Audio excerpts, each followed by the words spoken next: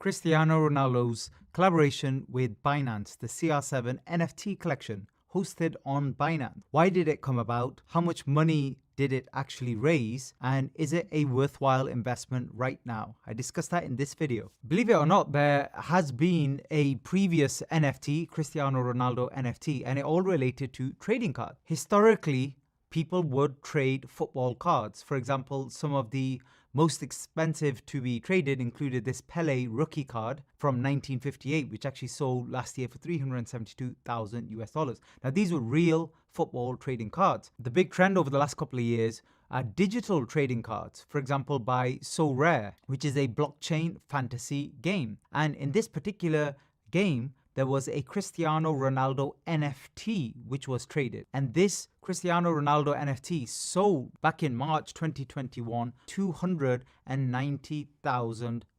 It's unclear whether Ronaldo was approached or whether he came up with the idea himself, having seen how well even digital trading cards are doing right now. And we'll discuss in a minute what the long-term potential is for this collection. But one thing to note here, if you click on the more button here, it says this is first in a series of limited edition drops commemorating Cristiano Ronaldo.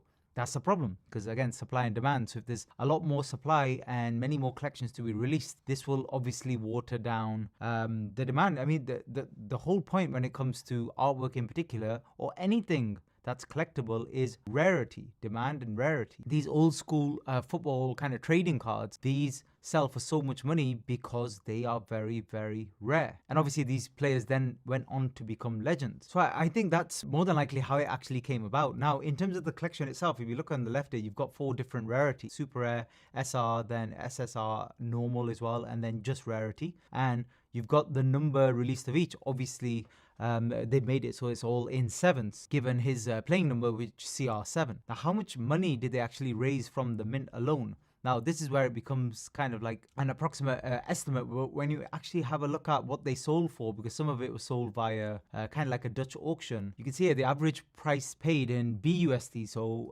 which is basically Binance dollar, which is 1-to-1 relationship with the US dollar. So basically it's around 23,000 US dollars, which was the average paid for an SSR, and then $2,389 for the SRs. And then you've got the normal and rare NFTs here as well, and their prices. So if you actually add all of this together, so the SSR, of which there is only 7, 22,800, and then you've got the SR, of which there was 77, and then they were selling for 2,389. Rare, of which there was 777, was selling 700, and then you finally got the what they would call the normal rarity ones, of which there were 7,777, and they were selling for 7. So we've got the total there of, grand total there of around 1.5 million US dollars, compared to the Trump's collection release, which raised probably so far around 5.5 million US dollars. It's actually a lot less, given Cristiano Ronaldo has, I think, the most followed Instagram account in the entire world. If we bring the prices back up again and have a look at the current price, click on, let's say, and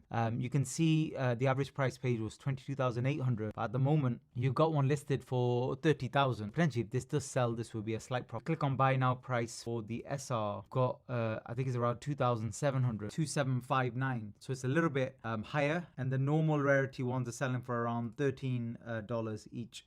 Finally, we've got the rares, of which there was just under 800, selling for basically $1. So what do I think will happen with the floor price in the future? Now, the main option here is that it's all hosted on Binance. So Binance isn't a major kind of marketplace for NFTs at the moment. So there is not enough demand on here. People will not use it as much as, for example, OpenSea. Now, that could all change with the BNB chain NFTs being introduced on OpenSea. Binance does have less fees when it comes to minting, etc., for example, compared to Ethereum. So that's an advantage. So let's see what happens in future.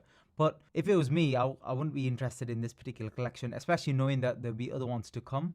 And then even more so than that, the only ones I would be interested in are those that are extremely rare, either extremely rare, and there's no point buying the ones that are just $1 just to make any sense. So you'd probably go for a very rare one, or just kind of leave it all together and see what happens once maybe some of the Binance ones are hosted on OpenSea and other marketplaces. It's not only the the marketplace itself, but the tools available compared to OpenSea. OpenSea analytics are not great anyway, but this is a lot. I mean, this is absolute rubbish. I'm not sure what Binance are doing when it comes to NFTs. They need to provide much more information.